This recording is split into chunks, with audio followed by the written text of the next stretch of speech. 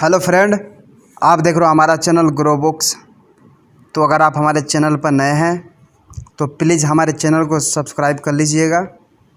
तो चलिए आज हम फिर से आपके लिए नई बुक लाए हैं, जिस बुक का नाम है rich dad guide to investing. इसका मतलब ख़ास मौके जिनमें अमीर इन्वेस्ट करते हैं लेकिन गरीब नहीं। इनका लेखक का नाम है रॉबर्ट टी कियोसाकी। तो चलिए बुक को आपको दो लफ्ज़ में बताते हैं। Rich dad's guide to investing में हम देखेंगे कि अमीर लोग किन किन चीज़ों में इन्वेस्ट करते हैं जिससे वे समय के साथ और अमीर बन जाते हैं। यह किताब हमें बताती है कि किस तरह से आप अमीरों की तरह इन्वेस्ट करने के लिए खुद को तैयार कर सकते हैं। साथ ही यह हमें कुछ गलतियों के बारे में बताती है जो हमें कभी अमीर नहीं बनने देती है। यह बुक किसके लिए है? वे जो एक इन्वेस्टर बनने के बारे में सोच रहे हैं, वे जो ज़्यादा पैसा कमाना चाहते हैं, वे जो इन्वेस्ट करने के बारे में जानकारी हासिल करना चाहते हैं, वे जो अमीर बनना चाहते हैं। अध्याय नंबर 1, यह किताब आपको क्यों पढ़नी चाहिए। पैसा कमाना कौन नहीं चाहता। हर किसी को महंगी गाड़ियों में घूमने का शौक़ है और हर कोई आराम की ज़िंदगी पाना चाहता है।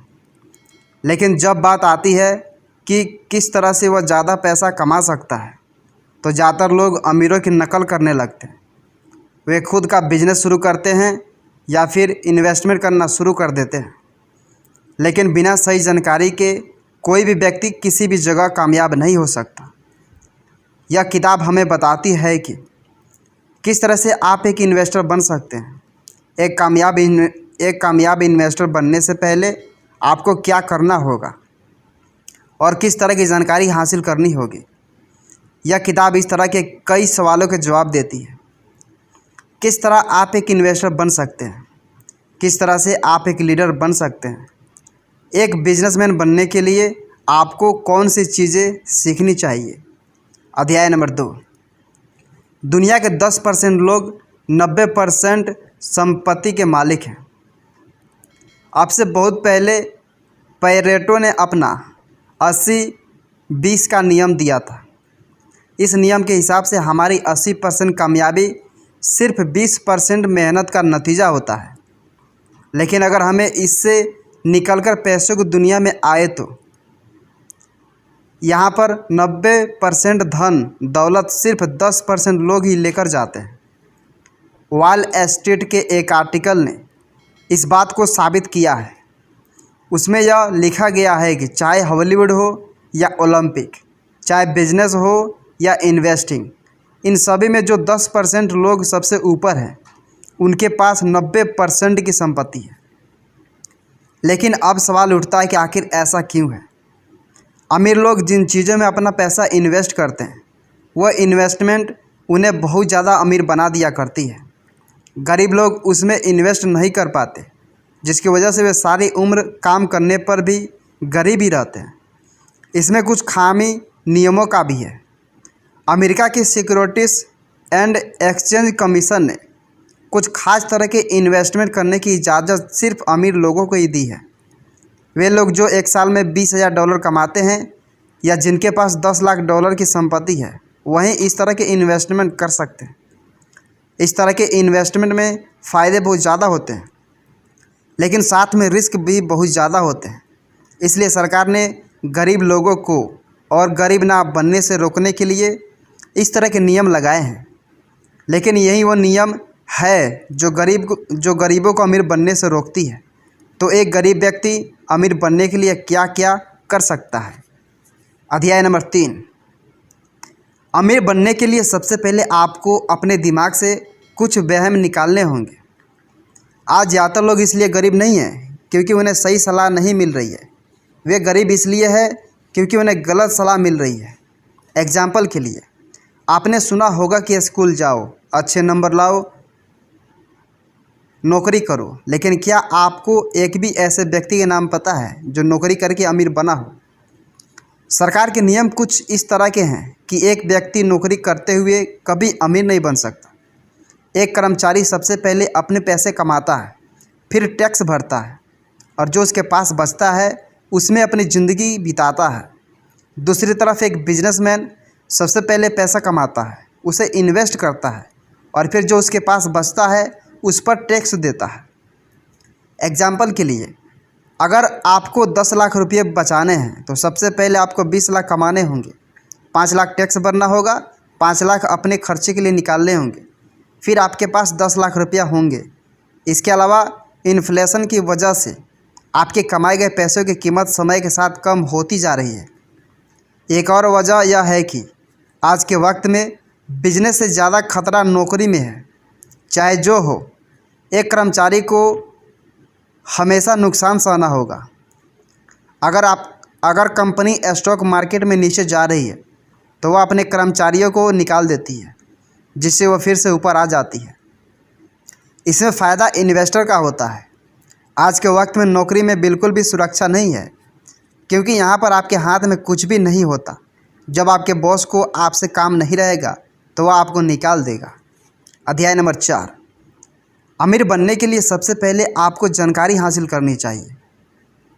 हर व्यक्ति यह जानता है कि अगर उसे तैरना नहीं आता तो उसे पानी में नहीं कूदना चाहिए, लेकिन पैसों के मामले में बहुत से लोग इस बात को भूल जाते हैं। वे बिना कुछ जाने स्टॉक मार्केट में अपना पैसा लगाने लगते हैं या खुद का बिजनेस शुरू करने निकल पड़ते हैं, इसलिए वे नाकाम हो जाते हैं। इन्वेस्टमेंट का भाषा सुनने में कुछ मुश्किल लग सकती है, लेकिन एक बार इसे समझ लेने के बाद आप अपनी किस्मत के दरवाजे खोल सकते हैं। इसमें सबसे पहले आपको नंबरों से प्यार करना सीखना होगा। एग्जाम्पल के लिए हम प्राइस टू एक्टिविटी रेशियो को लेते हैं। इसका मतलब होता है कि किसी जगह पर अपना पैसा इन्वेस्ट करने के बाद आपको कितने समय में अपना सारा पैसा वापस मिल जाएगा। अगर आप किसी कंपनी में 1 करोड़ रुपया लगाते हैं और उस इन्वेस्टमेंट पर आपको 20,000 रुपया हर महीने के मिलते हैं, तो इस हिसाब से कम 22 साल के बाद आपको 1 करोड़ वापस मिल जाएगा और अब आप उसमें फ़ायदा कमा सकते हैं। यह इन्वेस्टमेंट फ़ायदा का नहीं है, क्योंकि 22 साल बहुत ज़्यादा समय होता है और इस बात का कोई भी भरोसा भी नहीं है कि वो कंपनी बैंकरप्ट नहीं होगी या स्टॉक मार्केट के हालात हमेशा ऐसा ही रहेगा। इस तरह के आपको डेप्ट to activity ratio, risk reward ratio और तरह तरह की बातें पता होनी चाहिए। इसके बाद आपको यह जानना होगा कि एसेट और लायबिलिटी क्या होती है। एसेट का मतलब वो चीज़ें जहाँ पर पैसे लगाने से आपको बाद में बहुत सारा पैसा वापस मिलता है, और लायबिलिटी का मतलब वो चीज़ें जो समय समय पर आपकी जेब से पैसे निकाल कर ले जा रही है। इस हिसाब से आपका घर, आपकी गाड़ी, आपका मोबाइल, यह सब लायबिलिटी है। इन चीज़ों को तब तक मत खरीदिए जब तक आप अमीर नहीं हो जाते, और अपना पैसा एसेट खरीदने में लगाइए। अध्याय नंबर 5, इन्वेस्टर बहुत तरह के होते हैं और हर एक के पास अलग अलग खूबियाँ होती हैं। हर कोई एक जैसा नहीं होता। हर किसी की कंपनी कुछ खूबियों और खामियाँ होती है। इसी तरह के इन्वेस्टर्स भी बहुत तरह के हो सकते हैं। यहाँ पर हम 4 तरह के इन्वेस्टर्स की बात करेंगे। सबसे पहले इन्वेस्टर को हम एक्रीडिटेड इन्वेस्टर कहते हैं। इस तरह के इन्वेस्टर की सैलरी बहुत ज़्यादा होती है, या फिर इनके पास इतना ज़्यादा पैसा होता है कि ये हर तरह की इन्वेस्टमेंट कर सकते हैं। इसके बाद आते हैं क्वालिफाइड इन्वेस्टर, जो बिल्कुल एक्रीडिटेड इन्वेस्टर की तरह ही होते हैं। इनके पास जानकारी होती है जिसका इस्तेमाल करके ये मार्केट को समझ सकते हैं या कुछ खास कंपनियों को चुनकर उनमें इन्वेस्ट कर सकते हैं। एक्रीडिटेड इन्वेस्टर के पास जानकारी नहीं होती। ये 2 तरह के इन्वेस्टर हमेशा मार्केट या कंपनी के बाहर से काम करते हैं। इनका अपने एसेट पर बहुत कम कंट्रोल होता है। तीसरे किस्म का इन्वेस्टर होता है इनसाइड इन्वेस्टर। इनसाइड इन्वेस्टर खुद का एक बिजनेस शुरू करके फ़ायदे कमाता है। वो समय के साथ उसे ज़्यादा कीमती बना सकता है और जब चाहे तब बेच भी सकता है। उसका अपनी कंपनी पर पूरा काबू होता है। आखिर में आता है सोफिस्टिकेटेड इन्वेस्टर। यह भी खुद की कंपनी शुरू करता है, लेकिन साथ ही साथ यह दूसरी कंपनी को बाहर से जांचना भी जानता है। वो जानता है कि किस कंपनी में अपना पैसा लगाने से वो ज़्यादा पैसा कमा सकता है उसे पता होता है कि किस तरह से वह सरकार के नियमों को अपने फ़ायदे के लिए इस्तेमाल कर सकता है। अध्याय नंबर 6, एक इनसाइड इन्वेस्टर बनकर आप अपने इन्वेस्टमेंट कैरियर की शुरुआत कर सकते हैं। बिजनेस का नाम सुनकर एक मिडिल क्लास आदमी के अंदर जो सबसे पहला शब्द आता है वह है फंड। उसे लगता है कि उसके पास इतना पैसा या समय ही नहीं है कि वो खुद का बिजनेस शुरू कर सके। वो सारा दिन किसी दूसरी कंपनी में काम करता है ताकि वो अपने घर के खर्चा चला सके। तो आखिर वो एक बिज़नेस की शुरुआत कैसे करे? आप अपने बिज़नेस की शुरुआत पार्ट टाइम में कर सकते हैं। हर बिज़नेस को शुरू करने के लिए पैसों की ज़रूरत नहीं होती। आज के वक्त में आप एक वेबसाइट से पैसा कमा सकते हैं जिसे बनाने में ज़्यादा से ज़्यादा 5,000 रुपये लगते हैं। अपनी वेबसाइट को आप पार्ट टाइम में अपने घर पर बैठकर चला सकते हैं। बहुत से लोगों से अपना बिजनेस पार्ट टाइम में शुरू किया था। माइकल डेल से डेल कंपनी की शुरुआत तब की थी जब वो एक यूनिवर्सिटी में पढ़ रहे थे। जब उनके दोस्त पार्टी कर रहे होते थे तो वे अपने कमरे में बैठकर एक एम्पायर बनाने की प्लानिंग कर रहे थे। एक बार जब आपका बिजनेस अच्छे से काम करने लगे तब आप उसकी मदद से बहुत ज़्यादा पैसा कमा सकते हैं और साथ ही समय आने पर उसे अच्छे फ़ायदे में बेच भी सकते हैं। बहुत से लोग कभी शुरुआत नहीं करते क्योंकि उन्हें लगता है कि वे नाकाम हो जाएंगे, लेकिन शुरुआत ना करके वे पहले ही नाकाम हैं। अध्याय नंबर 7, एक बिजनेस शुरू करने से पहले आपको एक अच्छा लीडर बनना होगा। एक बिजनेस अपने लीडर से अच्छा नहीं हो सकता। इसका मतलब आप जितने अच्छे लीडर होंगे आप अपने बिजनेस को उतना ज़्यादा आगे तक लेकर जा सकते हैं। इसके लिए आपको 3 चीज़ों की ज़रूरत होगी। सबसे पहला आता है मिशन। इसका मतलब आपके बिजनेस का काम क्या है, उसके होने का मकसद क्या है। अगर आप बिजनेस सिर्फ पैसों कमाने के लिए कर रहे हैं तो आप ऐसा कभी नहीं कर पाएंगे। अमेज़न का मकसद था दुनिया की सबसे बड़ी ई-कॉमर्स साइट बनाना जहां पर एक व्यक्ति अपने ज़रूरत की हर चीज़ पा सके। आज वो वाकई दुनिया की सबसे बड़ी साइट बन गई है। इसके बाद आपको एक टीम की ज़रूरत होगी। बिना टीम का कोई लीडर नहीं होता। आपको यह बात समझ जाना चाहिए कि आप सब कुछ नहीं कर सकते। आपको अलग अलग तरह के काम करवाने के लिए एक बहुत कुशल टीम की ज़रूरत पड़ेगी। इसके बाद आता है एक लीडर। एक लीडर वो नहीं होता जो सबसे ज़्यादा जानता है या सबसे बेहतर होता है। एक लीडर वो होता है जो लोगों से बेहतर तरीके से काम करवा कर उन्हें उनकी कीमत का एहसास दिला सके। लीडर बनने का सबसे अच्छा तरीका है जिम्मेदारी लेना। हम सभी जिम्मेदारी लेने से भागते हैं। अगर सड़क पर कचरा फेंका गया हो तो शिकायत करना सभी को आता है, लेकिन अगर आप वाकई एक लीडर हैं तो आप जिम्मेदारी लेकर उसे साफ करवाएंगे। अगर आपको नहीं पता है कि किस तरह से आप एक अच्छे लीडर बन सकते हैं तो इन सभी कामों को करने के लिए आगे जाइए। इस तरह से लोग आपको बताएंगे कि आपसे कहाँ गलती हो रही है, जिसकी मदद से आप खुद में सुधार कर सकते हैं। अध्याय नंबर 8, एक अच्छा बिजनेसमैन बनने के लिए आप बातचीत करना और अपने सामान को बेचना आना चाहिए। याद कीजिए आप किन किन कामयाब बिजनेसमैन को जानते हैं और यह सोचिए कि कौन सी खूबी है जो हर किसी के अंदर थी। हर एक कामयाब बिजनेसमैन के बातचीत करने का तरीका सबसे अच्छा होता है। उनके पास वो ताकत होती है जिसकी मदद से वे ज़्यादा से ज़्यादा लोगों से अपनी बात मनवा सकते हैं और इसी ताकत का इस्तेमाल करके वे एक अच्छे लीडर बनते हैं। अब सवाल यह आता है कि किस तरह से आप अपने बातचीत करने के तरीक़ों को सुधार सकते हैं। इसके लिए सबसे अच्छा रास्ता होगा कि आप एक नेटवर्क मार्केटिंग कंपनी में कुछ साल काम कर लीजिए। इस कंपनी में बहुत से ऐसे प्रोग्राम होते हैं जो यहाँ के सेल्समैन को कुछ सालों में बहुत अच्छे से बातचीत करना सिखा देती है। इसकी मदद से वे अपने प्रोडक्ट की खूबियों को अपने ग्राहकों से बांट पाता है और साथ ही बिना डरे किसी से भी बात कर पाता है। अगर आप शर्मीले किस्म के व्यक्ति हैं तो शुरुआत के लिए यह एक बहुत ही अच्छी जगह हो सकती है। इसके बाद आपको अपने बॉडी लैंग्वेज और अपने बोलने के तरीके पर ध्यान देना होगा। आप सिर्फ यह मत देखिए कि आप क्या बोल रहे हैं, बल्कि यह भी देखिए कि आप उसे किस तरह से बोल रहे हैं और बोलते वक्त आपके बोलने का तरीका कैसा है। इसके लिए आप बोलते वक्त कैमरे में खुद की रिकॉर्डिंग कर सकते हैं बाद में उस वीडियो को देखिए और ख़ुद तय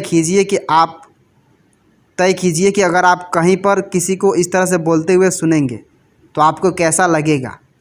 आप कुछ अलग अलग जगहों पर बोलने की कोशिश कीजिए और लोगों से पूछिए कि आपको खुद में क्या सुधार करना चाहिए।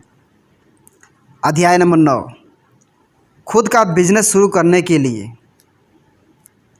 खुद का बिजनेस शुरू कर लेने के बाद वक्त आ गया है कि आप एक सोफिस्ट इन्वेस्टर बने। एक बिजनेसमैन बनने के बाद आपके पास इतना पैसा होगा कि आप अलग अलग तरह के इन्वेस्टमेंट कर सकें। यहाँ तक पहुँचने के बाद आपके पास बहुत सारी जानकारी भी होगी। इस जानकारी को इस्तेमाल करके आप या तो अपने बिजनेस को आगे लेकर जा सकते हैं या फिर एक सोफिस्टिकेटेड इन्वेस्टर बन सकते हैं। एग्जाम्पल के लिए मान लीजिए कि बिल और जेन नाम के दो अलग लोग हैं जो एक रेस्टोरेंट चलाते हैं। वे दोनों बहुत मेहनत से काम करते हैं, सारे टैक्स भरते हैं और रेस्टोरेंट को खुद संभालते हैं। लेकिन अगर किसी रोज़ एक ग्राहक उनका खाना खाकर बीमार हो जाता है और उन पर केस कर देता है तो क्योंकि उन्होंने सब कुछ खुद संभाल रखा है तो वे सब कुछ खो देंगे। दूसरी तरफ एक सोफिस्टिकेटेड इन्वेस्टर यह जानता है कि अगर उसके पास 2 कॉर्पोरेशन होंगे तो उनकी मदद से वे अपने रिस्क को कम कर सकता है। एक कॉर्पोरेशन रेस्टोरेंट की बिल्डिंग को संभालेगा, जिसकी वजह से अगर एक ग्राहक उन पर केस करता भी है तो भी उनकी बिल्डिंग सुरक्षित है। इस कॉर्पोरेट का इस्तेमाल करके वे सबसे पहले अपनी इनकम से इंश्योरेंस भर सकते हैं, सारे खर्चे देख सकते हैं, फिर जो पैसा बच जाए उन पर वे टैक्स भर सकते हैं। इस तरह से वे अपना बहुत सारा पैसा बचा सकते हैं। एक अमीर आदमी पैसे कमाने के बाद सबसे पहले उसे अलग अलग जगह पर इन्वेस्ट करता है ताकि उसे पैसों के लिए काम ना करना हो। वो अपने पैसों को रियल एस्टेट्स में, स्टॉक्स में या बॉन्ड्स में इन्वेस्ट करता है, जिससे उसका पैसा उसके लिए काम करता है और समय समय पर उसे अपने इन्वेस्टमेंट पर रिटर्न मिलता रहता है। कुल मिलाकर अमीर बनने के लिए आपको अच्छी नौकरी के ख्वाब देखना छोड़कर बिजनेस के मैदान में उतरना होगा। आप खुद का एक बिजनेस पार्ट टाइम में शुरू कर सकते हैं। इस तरह से आपके पास बहुत सारी जानकारी आ जाएगी कि किस तरह से एक कंपनी काम करती है। इसके बाद उस जानकारी का इस्तेमाल करके आप अलग अलग जगहों पर इन्वेस्ट कर सकते हैं। कुछ वक्त इस बारे में सोचिए और यह फैसला कीजिए कि आप सबसे ज़्यादा किसे पसंद करते हैं। इनमें से कोई एक दूसरे से बेहतर नहीं है, लेकिन इन सब के नतीजे अलग अलग हो सकते हैं। इसके बारे में अपने परिवार से या अपने दोस्तों से बात कीजिए। साथ ही साथ अपनी मानसिकता में भी कुछ बदलाव कीजिए। यह मत कहिए कि मैं नहीं कर सकता, बल्कि खुद से यह सवाल कीजिए कि आप इसे कैसे कर सकते हैं।